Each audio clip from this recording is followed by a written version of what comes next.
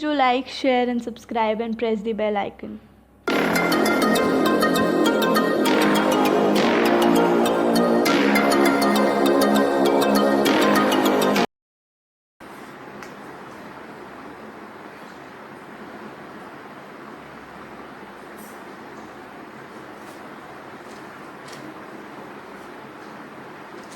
Hello everyone. So today we'll be studying about the structure of the atom.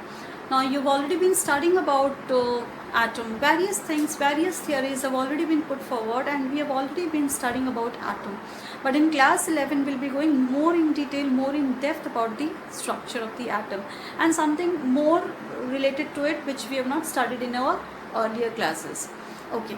Now as you already know and you all have already started that it was first of all that is it was Maharishi Karnad who was the first person to find atom, who was the first one to speak about the atom, and he gave it a name that is a Parmanu. Parmanu means what? The smallest particle, and he gave that was earlier the name was given as Parmanu by Maharishi Karnad, that is the smallest particle, and then later on it was named as the atom. Then after Maharishi Karnad, there were many other scientists who came forward with their theories, and they also said many things about the atom, like it was a Plato, Aristotle, Democritus, and what they said is that all matter, every type of matter, they are composed of extremely small particles, and those extremely small particles are called as the atom. That is, every type of matter or every matter, all matter is composed of extremely small particles, and those small particles are called as the atoms. So, and after these Democritus, Aristotle, it was a Dalton who came in 1804. That is, his theory became famous in the year 1804, and he also said that the atoms of one particular element are like in all the respect, and atoms of the other element, that is atom of one particular element, is like all the atoms of that particular atom will be same. But if you compare the atoms of one particular element with the atoms of the other element, like suppose if you compare the atoms of oxygen with the atoms of hydrogen, so he said that the atoms of different elements will be different. At the same time, he also said that atom is structureless. So his theory, it continued in the 18th century, and at the it prevailed even in the 19th century, and in the at the end of the 19th century, like his theory was not it was not very much in use in the 19th century. So in the 19th century, it was said that atoms is something which is composed of extremely small particles, that is indivisible part. Like Dalton said that atom is indivisible. So according to his theory, atom was something which was existing as one, which was structureless, and it was something, one component which was just one, and it cannot be further subdivided. He said it is so, like it is the smallest particle, it is structureless, and it cannot be subdivided further. So his theory, it prevailed, it continued in the 18th century, and in the at the end even in 19th century, and at the end of the, that is in the 19th century, he said it was like no longer, it was very much accepted, and people said that atom is composed of several fundamental particles, and those fundamental particles, these are called as the electrons, protons and neutrons. So today we'll be discussing about something more about the electrons, protons and neutrons. So let us just see what how this electrons, it is how the electrons, it has been discovered. Now for the discovery of the electron, what was done is that like we are talking so much about the nowadays electrons, protons and neutrons, this has become very common, we all of us know about it, but at that time these particles were not known. So how these particles were discovered, now let us just see. So we can see over here, I've already drawn for you people, that is a discharge tube was taken. Now discharge tube, it is a tube made up of hard glass, and to this discharge tube, it was filled with a particular gas.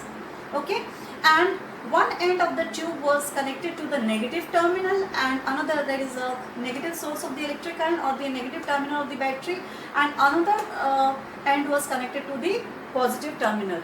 the source of the electric current. A high voltage, it was connected to a source of an electric current. So obviously not a battery, it was connected to a very high source of electric current. A high voltage supply was supplied, that is around about 10,000 volts were applied over here.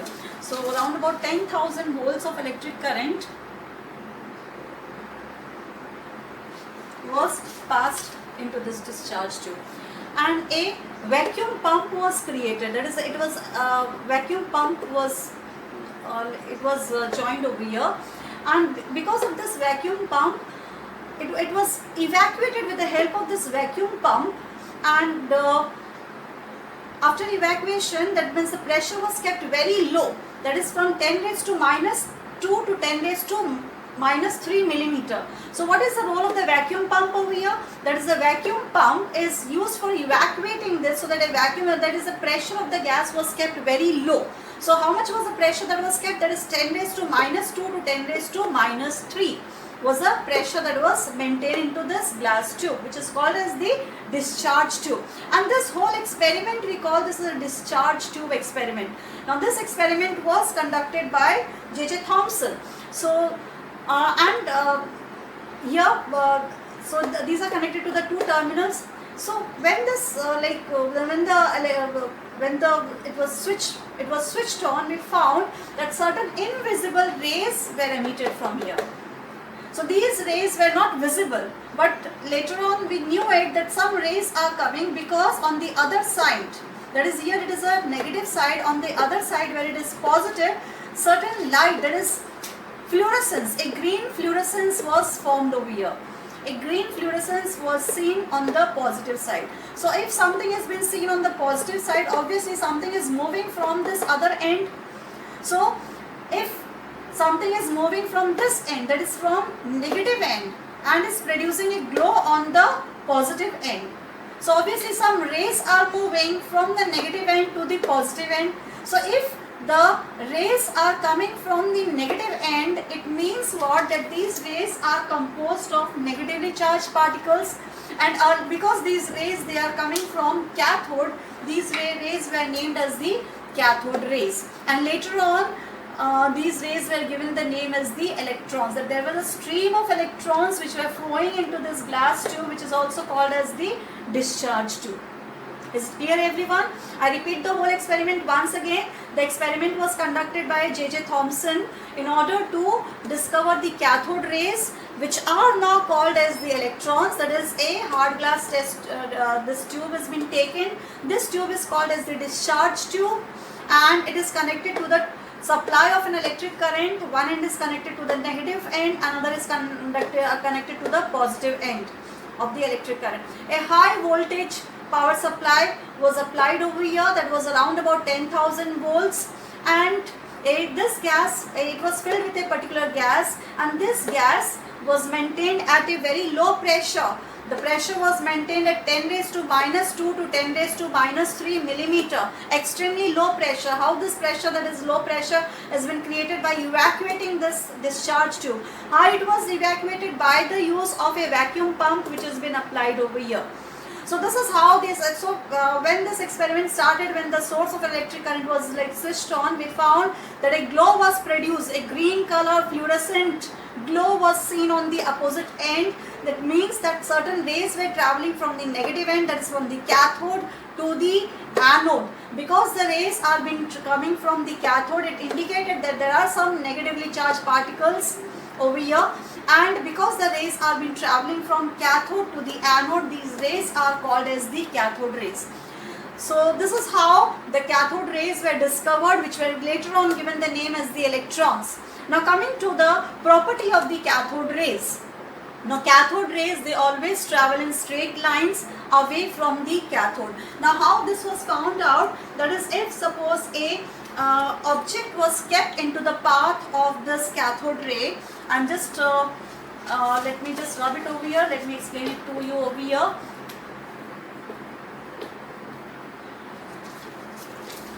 Suppose if you are keeping one object,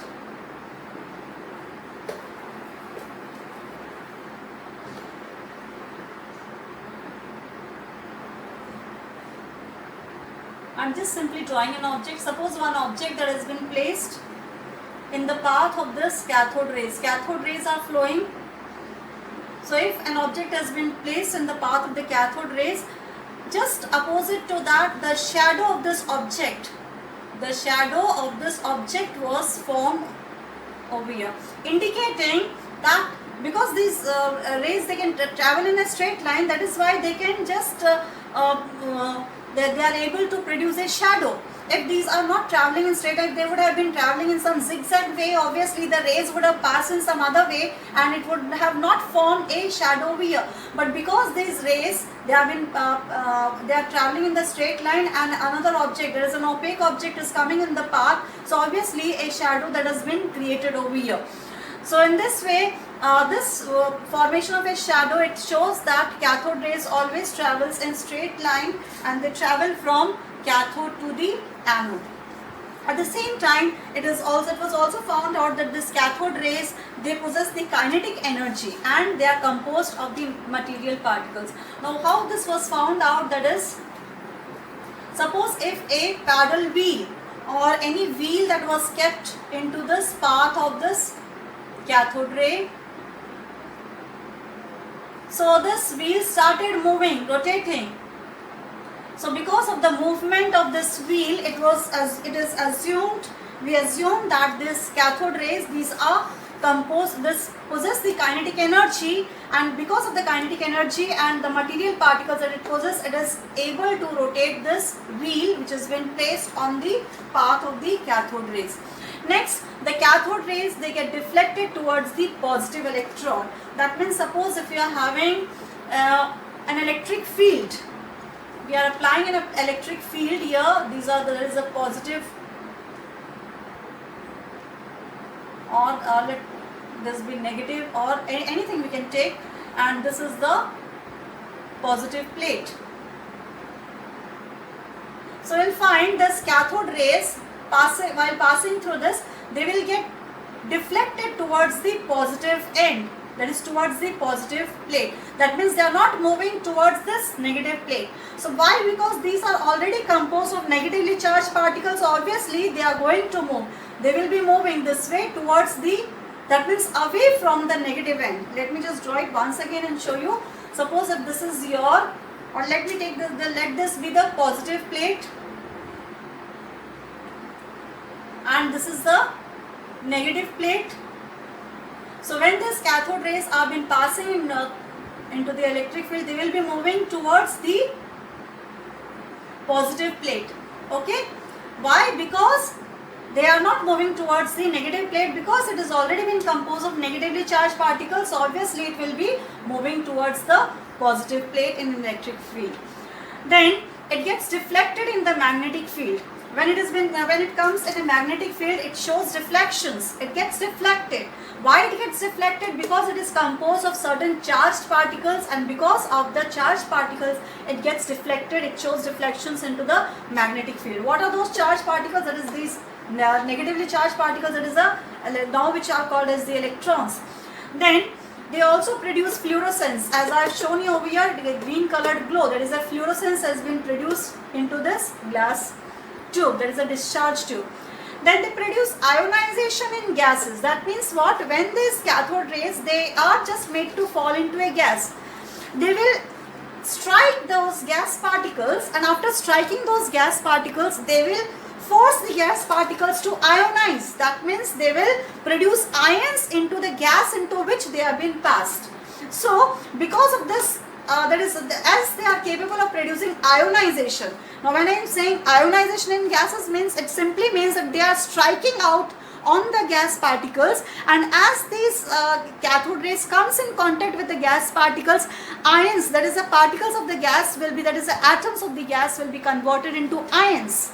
Ions will be formed, hence we call ionization in gases. So this also proves that the cathode rays, they possess kinetic energy and certain material particles. So this point number 2 and point number 6, that is, both of them, they prove the same thing, that is, they possess the kinetic energy and possess the material particles. At the same time, when these cathode rays are made to strike on the heavy metals like your maybe either silver or tungsten, then they produce X-rays. Usually, first of all, this experiment was conducted when these cathode rays were made to strike on tungsten. So when these cathode rays, they strike on the tungsten, they produce X-rays. Nowadays we hear about X-rays, no? So that is when produced in this way. Then they also produce heating effect. When they have been allowed to fall on some metallic object or somewhere, they will produce the heating effect. That means obviously it is having some kinetic energy.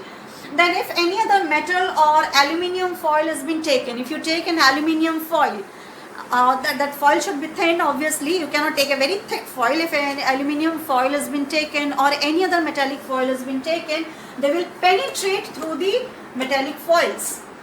Then at the same time, if the electron to mass ratio, that is the not electron, if the ratio of charge to mass, E stands for charge. I repeat once again, E stands for charge and M stands for mass. So if the charge was divided by mass, we'll just see this calculation after some time. So if the charge was divided by mass, we get a constant value. That value is how much? That is E by M ratio is 1.759 into 10 raised to 8 coulombs per gram.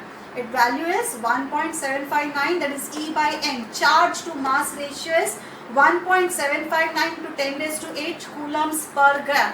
So it was found out that this value always remains constant. It will not change. Whichever gas that you take into this discharge tube, any gas that you take into this discharge tube, the value of E by M always remains constant.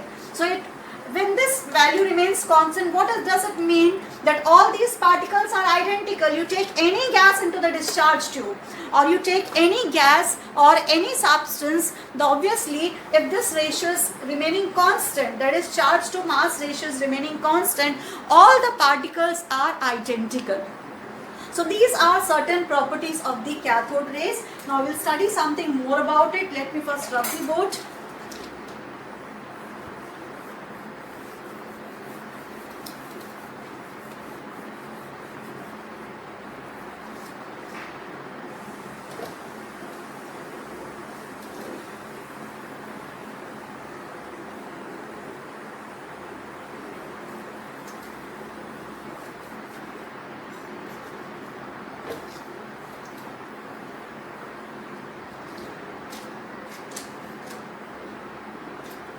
We already know that E by M value, that is charge to mass ratio, is this much. Now from this value we'll be finding out the value of the mass, that is mass of an electron. Now it was, first of all, this value was given by J.J. Thomson. It was he concluded that all these particles are alike, all these particles are same because their charge to mass ratio is been same. Then afterwards the charge of an electron was found out by R.A. Millikan, and R.A. Millikan, he found out by an experiment. That experiment is called as the oil drop experiment. So R.A.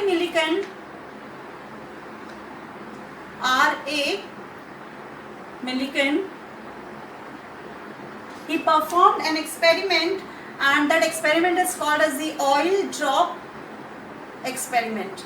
It is also called as the Millikan's oil drop experiment. We don't need to go into the detail of this experiment. We just only need to know that he gave the value for the charge. So he said that is by R.A. Millikan, he performed an oil drop experiment which is called as the Millikan's oil drop experiment, and he found out the value for charge, and he said that the value of that is charge, that is E, or we can say, just let us I'll write down in bracket, that is charge value, the charge of an electron, that is E, was equal to 4.774 into 10 raised to minus 10 ESU. Now what is ESU? ESU is electrostatic unit.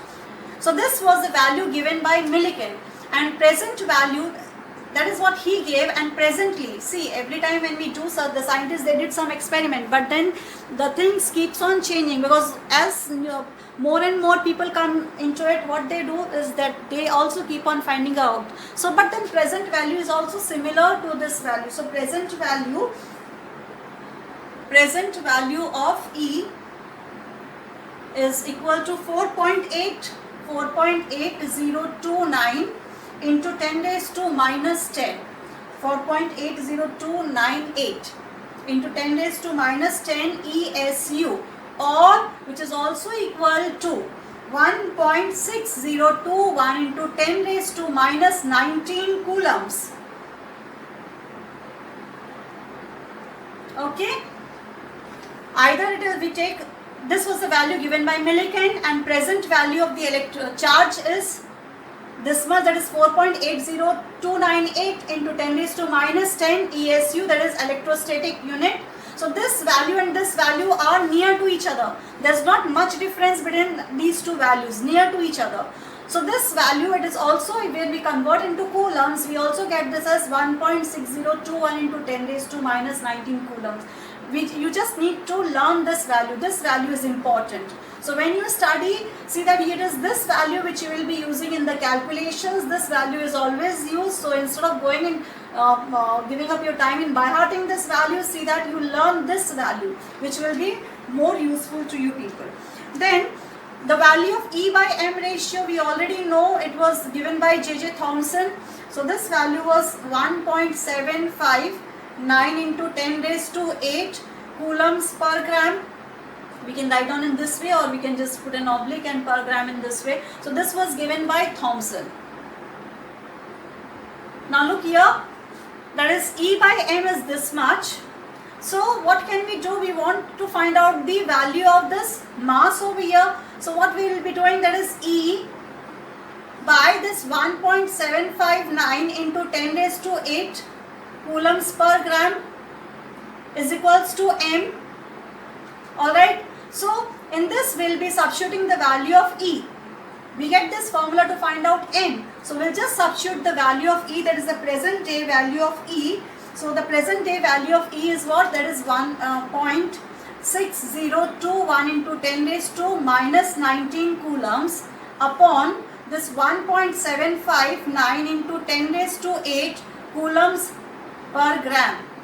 Alright. So when you just calculate it, we'll be getting the value this as your 9.108 into 10 raised to minus 28 grams. Okay, now look here, this coulomb also cancels, so this gram is coming up over here, so this per gram no longer remains as per gram. We are getting this as 9.108 into 10 raised to minus 28 coulombs, which will be taking it as 9.108. If we convert into kg, what we'll be doing? So into 10 raised to minus 31 kg, isn't it? Because minus 28, 29, 30, 31, that is, so we into that is we divide by 1000, so we'll be getting minus 31 kg. Or so same thing that I have written over here, that is either we take the value in 9.108 into 10 raised to minus 28 grams, we are converting into kg. So when we convert into kg, this will be coming, that is 9.108 into 10 raised to minus 31 kg. I hope it's clear to you. That is, we have just converted grams into kg. There is okay. Then so mass of, so this is the mass of an electron. So from this we have found now mass of an hydrogen atom,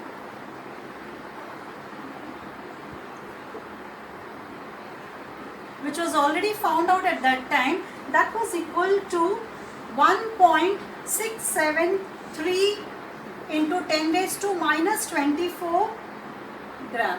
Now this mass of an hydrogen was already found out at that time, and if we compare the mass of this electron, that is this value 9.108 with the mass of an hydrogen atom.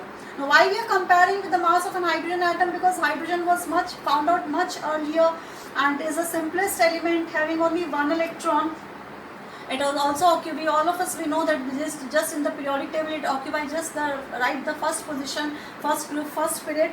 So it is an important element. So where we compare the mass, and moreover it was easier for scientists to make this comparison with hydrogen. So when we compare the mass of one atom of hydrogen with the mass of an electron, it is found that the mass of an electron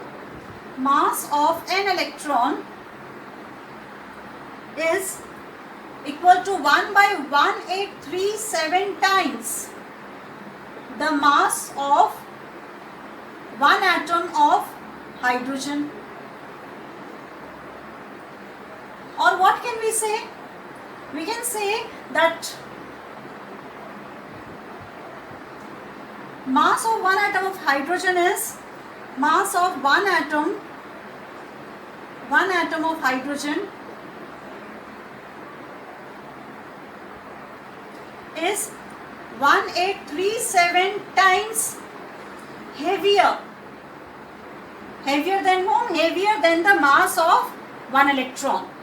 So look, we are comparing, that is mass of one atom of hydrogen is this, that is 1.673 into 10 raised to minus 24 grams, and when more further investigations, when more research was done, it was found that the mass of an electron is equal to 1 by 1837 times the mass of one atom of hydrogen. Or we can say that mass of one atom of hydrogen is 1837 times heavier than the mass of one electron.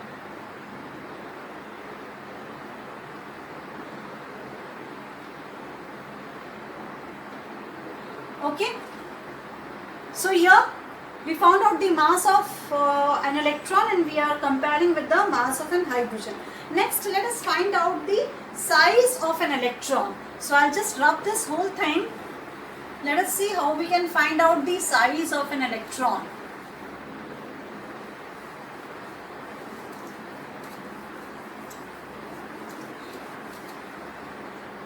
So,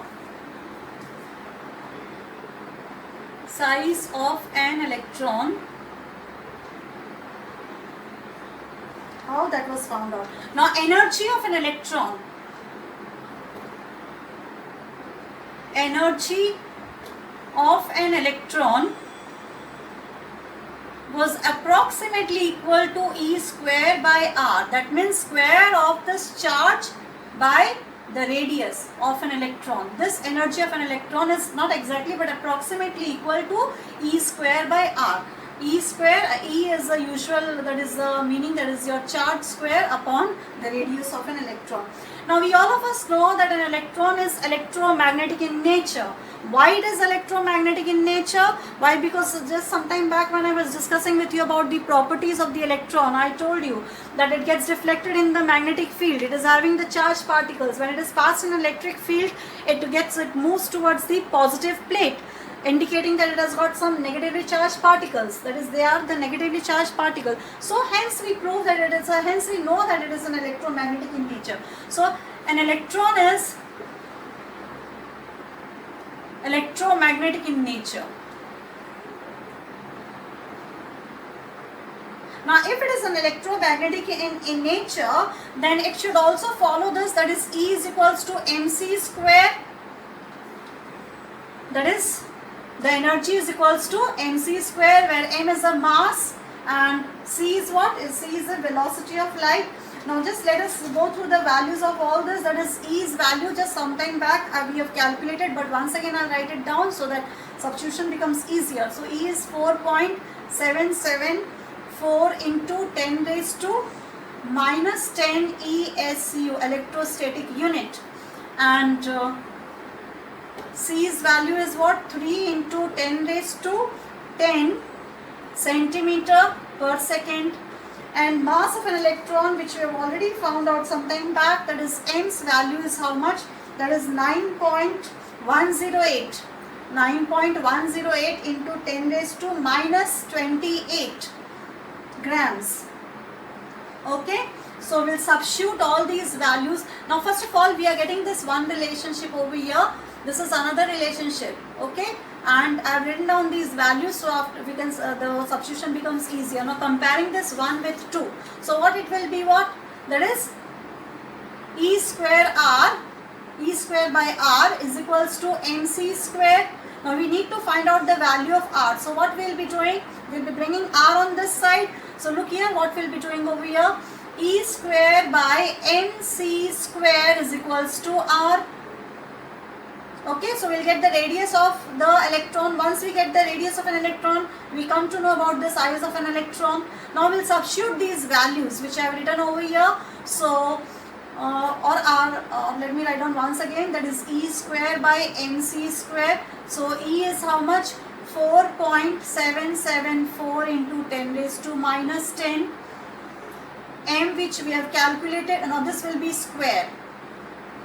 M is 9.108 into 10 raised to minus 28 grams.